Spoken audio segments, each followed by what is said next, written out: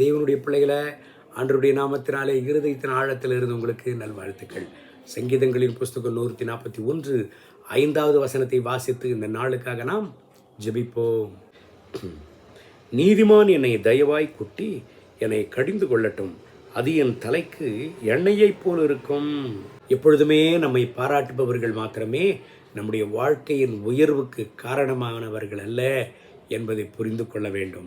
நம்முடைய வாழ்க்கையில் கர்த்தர் நல்ல திருத்தங்களை கொண்டு வர வேண்டுமானால், நல்ல மாற்றங்களை கொண்டு வர வேண்டுமானால், நம்மை உயர்த்த வேண்டுமானால், யாரை கொண்டாவது கர்த்தர் நம்மை கடிந்து கொள்வார்.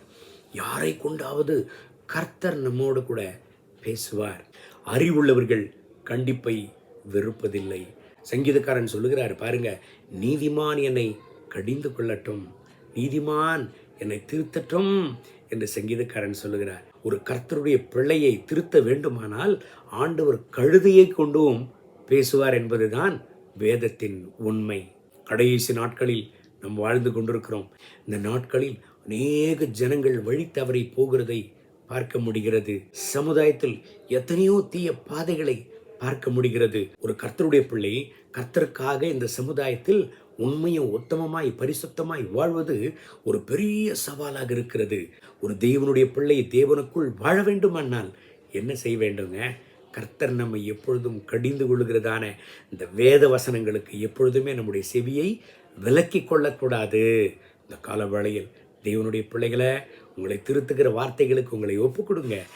அந்த தெய்வ வார்த்தைகள் தான் உங்களை உயர்த்தும், உங்களை பாதுகாக்கும், பாவத்திற்கு உங்களை விலக்கி காத்துக்கொள்ளும், உங்களை ஆபத்திலிருந்து தப்புவிக்கும். இந்த தேவனுடைய வார்த்தையின்படி கர்த்தர் உங்களை ஆசீர்வதித்து இந்த நாள் முழுவதும் நடத்துவாராக. கண்களை மூடி ஜெபிப்போமா?